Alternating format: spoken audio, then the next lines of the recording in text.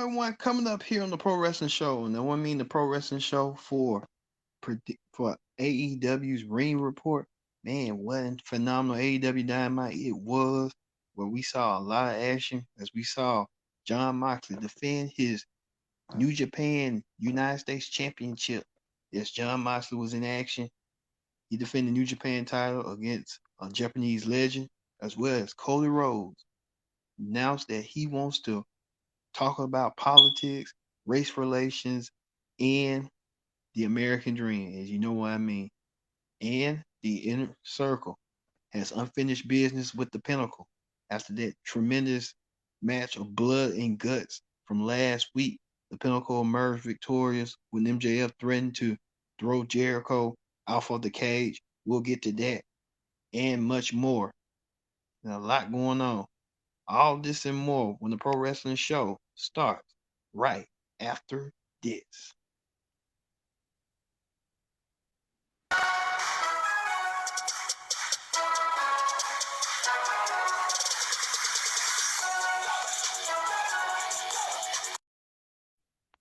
Hello, everyone. Welcome to this edition of the Pro Wrestling Show.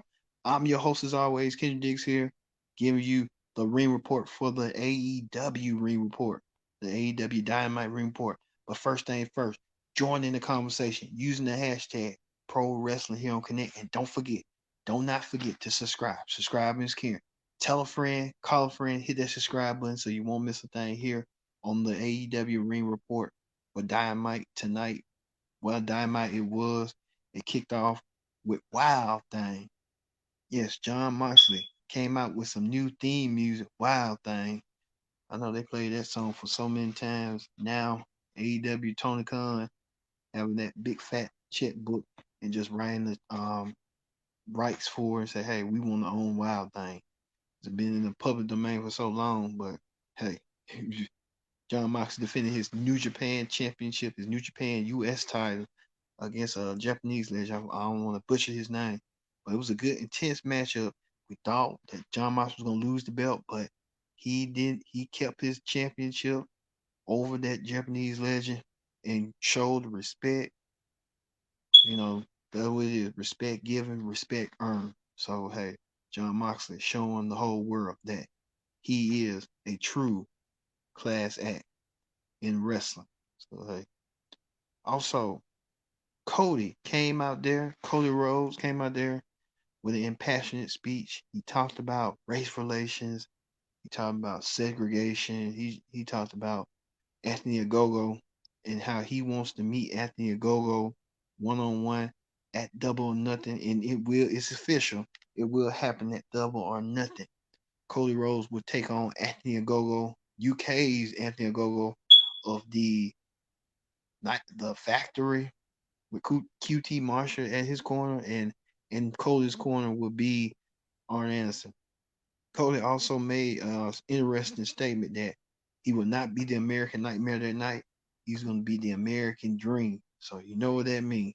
He's going to be bringing a little Dusty Rhodes into him and going against Anthony OGOGO, who comes from Europe, and he's proud of being a European. Like all the Europeans is, they want to come to America and, you know, feel the experience and feel like they own the ups and ups. You know, can't knock them, but you know, everybody impounding, inbred into America and stuff. They feel like America is number one when it comes to freedom, the land of freedom and stuff. So you know how that go. So Cody Rhodes will meet Anthony OGOGO next week. Speaking of Anthony OGOGO, he will be in action next week as well when he takes on Austin Gunn, Cody Rhodes' pupil on the Nightmare Factory. So Cody Rhodes gonna be watching this match with OGOGO going against Austin Gunn, son of Billy Gunn, next week. And then GoGo got that. You see that pose where they GoGo got that punch that he'll strike. So about Austin Gunn, I better be watching tapes of Anthony OGOGO, even his latest match. Also, the inner circle consists of Jake Hager, Ortiz, and Sammy Guevara came and did an interview saying that the Pinnacle had won the battle, but they haven't won the war. as you recall last week, you see right here, Sammy Guevara showing those scars of him being scraped in that matchup where MJF won for his team, the Pinnacle, over you know, over that cage match, the blood and guts cage match, which emerged. The Pinnacle won. The Pinnacle, I told you last week, the Pinnacle was going to win regardless and stuff. It was a gun-given deal. But you see right here, MJF trying to secure his right, secure his force as a way that devious act that he did, throwing Jericho over like how the Lion King was and stuff. So it didn't turn out well, but throughout the segment, the Pinnacle came out there and they had said something to the effect that they're the top ones in the business, and they were surrounded by a bountiful of women. And I think Warlow was trying to flirt with many of the women he can flirt with. Warlow gonna get paid, laid, and made tonight. I believe that Warlow's gonna be doing something tonight because he could fucking concentrate. He was more focused on the women, which you can't help him. He can't help it. So like I know Spears and Dax are married. I don't know about Total Blanchard. But the Pinnacle was doing a celebratory pose until the Inner Circle came in, and the Inner Circle wanted one more match at Double or Nothing, and the Pinnacle with MJF said no, and next thing you know, they used that spray like Stone Cold Steve Austin, Kurt Angle used the spray muzzle and trying to muzzle. That's what happened. They muzzled him. They muzzled the team, spewed them all wet. All the Pinnacle members wet. Even Total Blanchard was wet. Total Blanchard and MJF saying, "Okay, we agreed. Okay, it's on. Yeah, it's on. But it's gonna be in a stadium stampede match where they lost against the Bucks, the Elite, all of them. They're gonna be fighting in the stadium. And if the Pinnacle wins again, the Inner Circle must disband. No more Inner Circle. The Pinnacle, they didn't put no repercussions or no something on them, but the Pinnacle put that out, and so it will happen. The Pinnacle meets the Inner Circle one more time, but if the Inner Circle loses, then the Inner Circle are no more. So no more in that. So we'll see on that.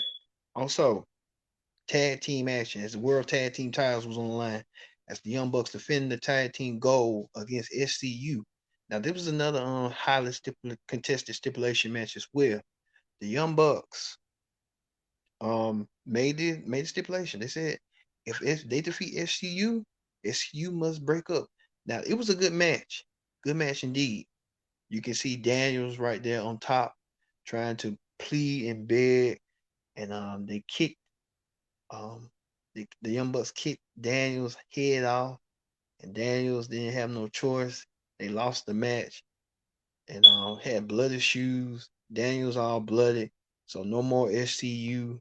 SCU, if you recall, SCU kind of got started in Ring of Honor. If you're a Ring of Honor fan, Ring of Honor, Christopher Daniels and Kazarian, but the real roots of it is when they was an Impact as Bad Influence. So SCU will no longer no more.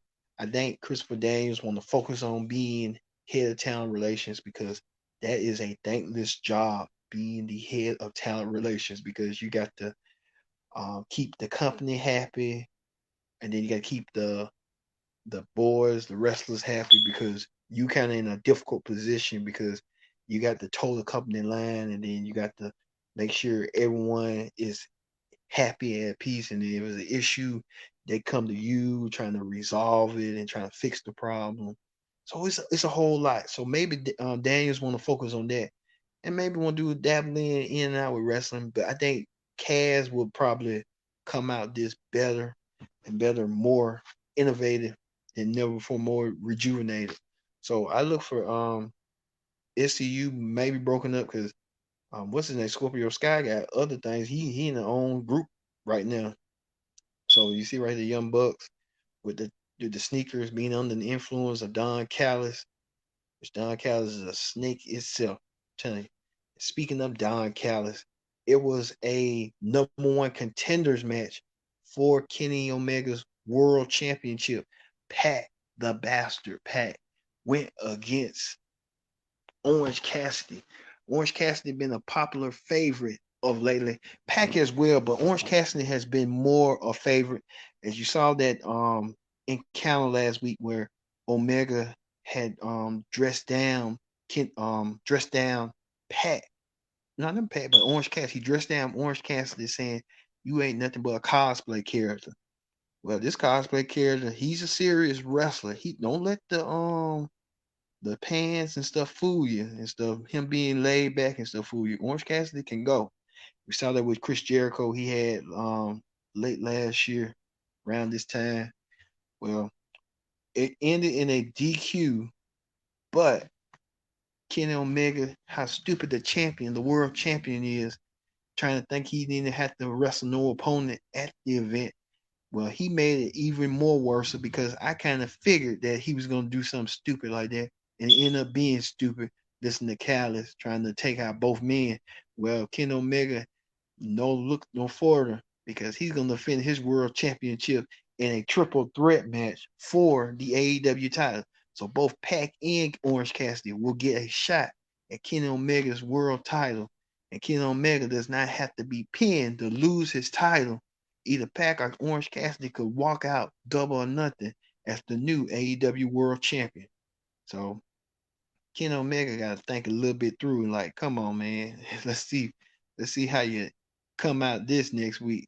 So speaking of that, the Young Bucks came out there and they said that they'll take on anybody and they issue a challenge to Moxley and Kingston for a World Tag Team title match at Double or Nothing, and it will happen at Double or Nothing between that. But first, the Young Bucks, they got through with SCU for the night. They banished them, so now they turn their attention to next week when they defend their World Tag Team title. The Young Bucks have been fighting champions. As like if you look, they might be heel and dirty, but they've been fighting champions. They're going to take on the #1 contenders now, the Varsity Blondes, after Brian Pillman Jr. coming off the heels of his this week's success of his Dark Side of the Ring of his late father Brian Pillman. Now the Bucks did mention that Pillman Jr. might have aspirations to become a tag champion. We'll see next week when the Bucks defend the World Tag Team gold against the Varsity Bar, and can Brian Pillman Jr. and Griff Garrison become the new World Tag Team champions and change the whole dynamic of Double or Nothing. We'll see. But then the Bucks also issued the challenge that they were so overconfident that they can beat the Varsity Blondes that they're going to want to defend the gold against Moxley and Kingston. Before that, they have to get through the Varsity Blondes next week in order to make that reality happen. Also, too, Christian Cage had an encounter with Matt Sydal, talk about Team Taz, but Matt Sydal issued the challenge. And so next week we'll see a one-on-one action between Christian Cage versus Matt Sydal. So two legends, Christian somewhat a legend, and Matt Sydal come out somewhat a semi-legend. They will meet one-on-one next week. Also, Dr. Britt Baker, she sat down with Jim Ross and she talked about how she hates that HIKARU has been making a mockery of the women's division. Well, she said that next week she wants her opportunity and she will get that opportunity at Double or Nothing when she takes on HIKARU for the women's championship. This should be interesting that Dr. Britt Baker blames HIKARU for her nose being broken and her jaw or something being broken. And she wants to take that anger and resentment towards HIKARU and take the one thing that HIKARU holds, and it's that women's title. And if Dr. Britt Baker does that, she will be the face of the women's division. We're holding the women's title. And I said this, Dr. Britt Baker has been a prominent character. The bloody face with her and Thunder Rosa had, it was time for her to be women's champion then. And I think this is Dr. Britt Baker's time, and this is her moment to become the next women's champion going forward with AEW. But don't look farther when Thunder Rosa comes along and wants a rematch for the newly crowned championship. If that does happen, so Thunder Rosa won her match. So we'll see coming up. Speaking of women's action next week, we're gonna have Red Velvet challenging Serena Deb for the NWA Women's Championship, trying to keep the NWA Women's title a little bit relevant. They'll meet one on one. These two phenomenal women who are going to be clashing for the NWA Women's title. So we'll see that next week as well. Also, too, Hangman Page issued the challenge to go one on one against Brian Cage. Hangman Page still feeling the effects of the loss that he took from Brian Cage, and he wants a match against Brian Cage. They said it was immediately supposed to be Ricky Starks, but that's not going to happen as Brian Cage stepped up. Brian Cage is the perfect foil for Hangman Page. Brian Cage coming up there. I felt like, to me, Brian Cage should be the next Goldberg slash Ryback because of his agility. He is bigger.